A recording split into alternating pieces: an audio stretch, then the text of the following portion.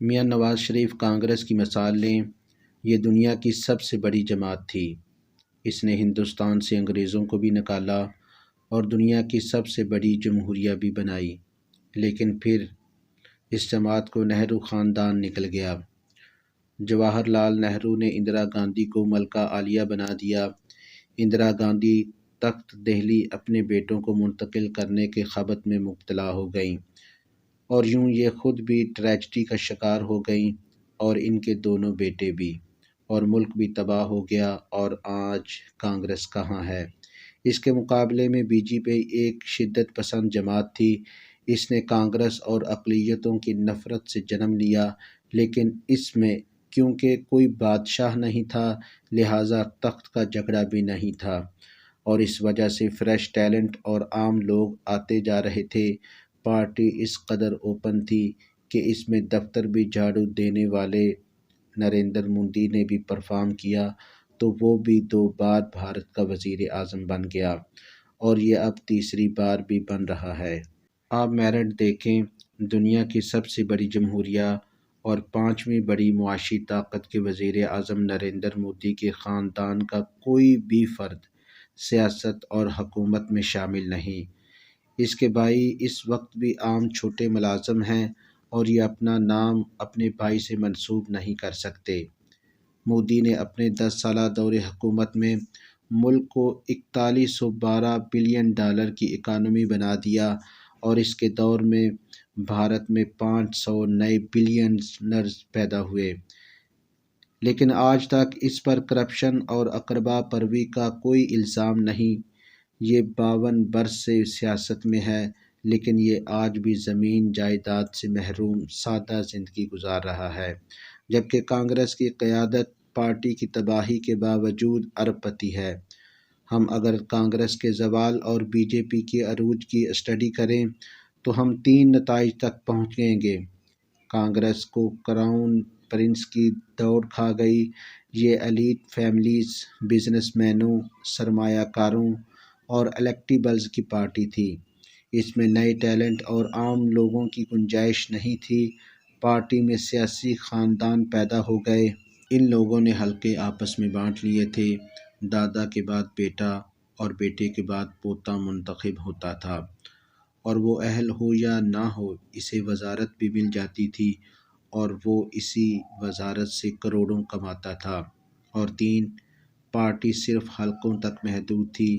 یہ ووٹرز کو پاکٹس میں تقسیم کر کے آدھے تیرے اور آدھے میرے، یا اوپر کی سیٹ میری اور نیچے کی تیری جیسے فارمولوں سے الیکشن لڑتی تھی۔ جبکہ اس دوران ملک میں میڈیا اور سوشل میڈیا کا انقلاب آ چکا تھا، اور 62% ووٹ بینک نوجوانوں میں شفٹ ہو چکا تھا، اور یہ نوجوان سیاسی خاندانوں سے نفرت میں پلے تھے۔ بی جے پی نے کھل کر سوشل میڈیا استعمال کیا۔ اس نے نوجوانوں کی نفرت کو بھی ہوا دی۔ اسے اگر ہندوازم اور مسلم دشمنی میں ووٹ نظر آیا تو اس نے 1 سیکنڈ نہیں سوچا۔ نریندر مودی نے اپنا سیاسی قد بڑھانے کے لیے گجرات میں مسلمانوں کے سروں کے مینار تک بنا دیے، اور پاکستان کو نہیں چھوڑوں گا کا نعرہ بھی لگا دیا۔ روایتی میڈیا کانگریس کے کنٹرول میں تھا۔ بی جے پی نے سوشل میڈیا میں رسائی بڑھا کر روایتی میڈیا کا اثر توڑ دیا۔ اس نے اپنے اینکرز بھی ڈیولپ کر لیے، اور روایتی سیاست سے نفرت کو بھی اپنی طاقت بنا لیا۔ دوسرا، اس نے شخصیت یا الیکٹیبلز کے بجائے ووٹ کو اثاثہ بنا لیا۔ بھارت میں لوگ آج ایم ایل اے کو ووٹ نہیں دیتے، یہ بی جے پی کو ووٹ دیتے ہیں۔ چنانچہ پارٹی آج پی ٹی آئی کی طرح جس کو بھی اپنا امیدوار قرار دیتی ہے، اسے ووٹ مل جاتا ہے۔ بی جے پی آج بھی عام آدمی کی پارٹی ہے۔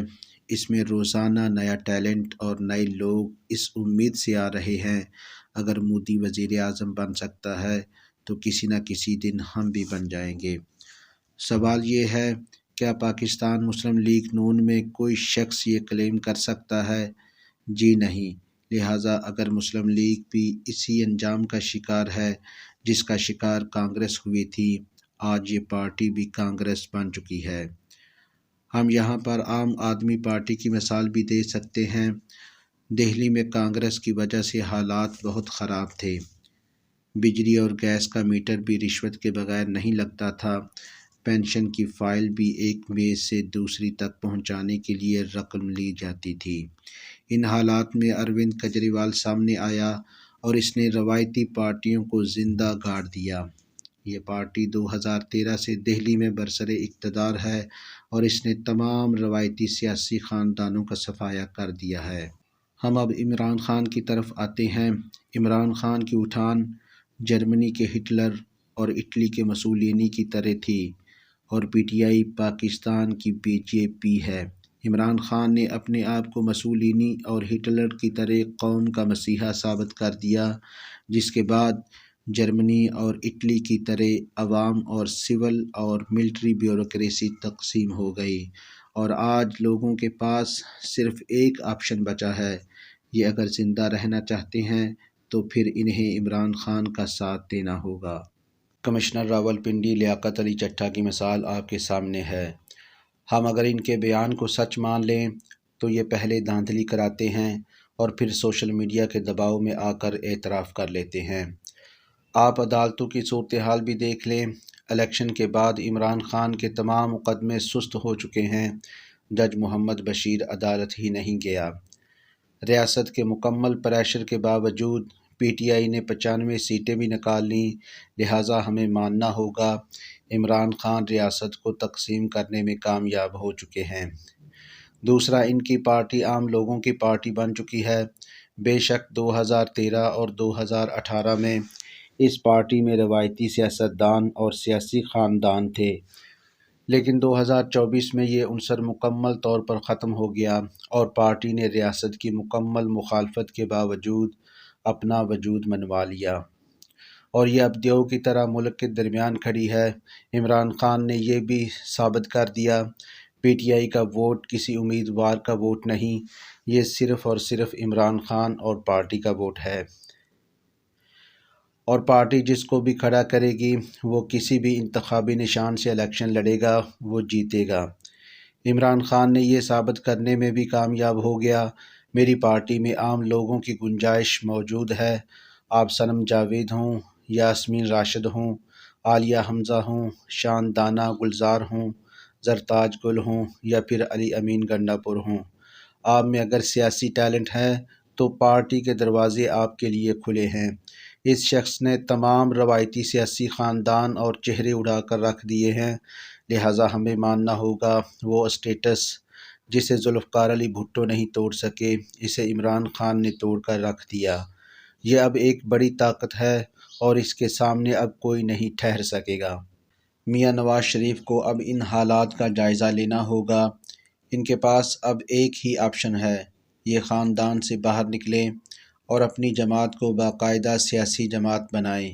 یہ اگر عمران خان کا مقابلہ کرنا چاہتے ہیں تو پھر انہیں عمران خان بننا ہوگا۔ یہ پارٹی کی فرنٹ رو ختم کر دیں، اسٹیج پر اکیلے بیٹھیں اور ان کے دائیں بائیں شریف فیملی کا کوئی فرد نظر نہیں آنا چاہیے۔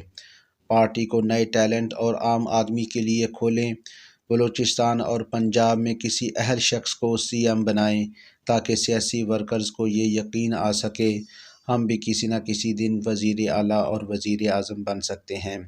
پاکستان کا پہلا پولیٹیکل کالج بنائیں جس میں اپنے ورکرز کو سیاسی ٹریننگ دیں۔ سوشل میڈیا کالج بھی بنائیں جس میں ورکرز کو نئی ٹیکنالوجی سکھائیں، منشور کو ریسرچ پیپر میں تبدیل کریں۔ آپ نے اگر غربت ختم کرنی ہے تو آپ کے پاس اس کا باقاعدہ پلان ہونا چاہیے۔ ہم اقتدار میں آ کر غربت ختم کر دیں گے، جیسے نعروں سے غربت ختم ہو سکی اور نہ ہو سکے گی۔ یہ اپنے آپ کو کشمیری اور کلاس فیلوز کے ٹیگ سے بھی باہر نکالیں۔ بزرگ سیاستدانوں کی بجائے حلقوں کے اندر نئے اور متحرک لوگ لے کر آئیں۔ عمران خان نے 2024 کے الیکشن میں ثابت کر دیا ہے، اب الیکشن لڑنے کے لیے 10-20 کروڑ روپے نہیں چاہیے، بیانیہ چاہیے۔ میاں صاحب دیکھ لیں، ان کے امیدوار کروڑوں روپے خرچ کرنے کے باوجود ہار گئے، جبکہ عمران خان کے وہ امیدوار لوگ جن کی شکلوں اور انتخابی نشانوں سے بھی واقف نہیں تھے اور جن کے پاس الیکشن بوتھ کے لیے بھی لوگ نہیں تھے، وہ جیت گئے۔ چنانچہ میاں صاحب کو اب حلقوں میں تگڑے اور پیسے والے لوگ نہیں چاہیے۔ انہیں بیانیہ چاہیے اور یہ کارکنوں اور ٹیکنالوجی کے بغیر ممکن نہیں ہوگا۔ لہٰذا آپ مہربانی فرما کر کارکردگی کو وفاداری سے تبدیل کر لیں۔ آپ کو اب اپنے ارد گرد منڈلانے والے لوگ بھی نہیں چاہیے، آپ کو فیلڈ ورکرز اور وزارتوں میں کام کرنے والے لوگ چاہیے۔ آپ کے شیر اگر سارا دن آپ کے گھر اور دفتر میں بیٹھے رہیں گے یا آپ کے ارد گرد پھرتے رہیں گے تو یہ کب کام کریں گے؟ اور یہ اگر کام نہیں کریں گے تو یہ پھر پارٹی اور ملک کیسے چلے گا؟ آپ مہربانی فرما کر آج سے 70 سال سے اوپر تمام لوگوں کی ریٹائرمنٹ کا اعلان بھی کر دیں۔ یہ لوگ ملک اور پارٹی کے لیے بڑی رکاوٹ ہیں، یہ ہٹیں گے تو پارٹی اور ملک چلے گا۔ اور مہربانی فرما کر مخصوص سیٹوں اور سینٹ میں صرف عام اور پڑھے لکھے لوگوں کو لے کر آئیں۔ آپ نے یہ دونوں فارمز بھی سیاسی خاندانوں اور اپنے دائیں بائیں پھرنے والے سفارشیوں کے لیے وقف کر رکھے ہیں۔ آپ کم از کم یہ فارمز ہی نئے اور اہل لوگوں کو دے دیں، اس سے بھی یہ ملک اور پارٹی چل پڑے گی۔ لیکن اگر آپ نے یہ موقع بھی ضائع کر دیا تو پھر آپ یقین کریں عمران خان اگلے الیکشن میں شریف کا لفظ ڈکشنری سے بھی ختم کر دیں گے۔ یہ الیکشن اور یہ حکومت آپ کے لیے آخری ثابت ہوگی۔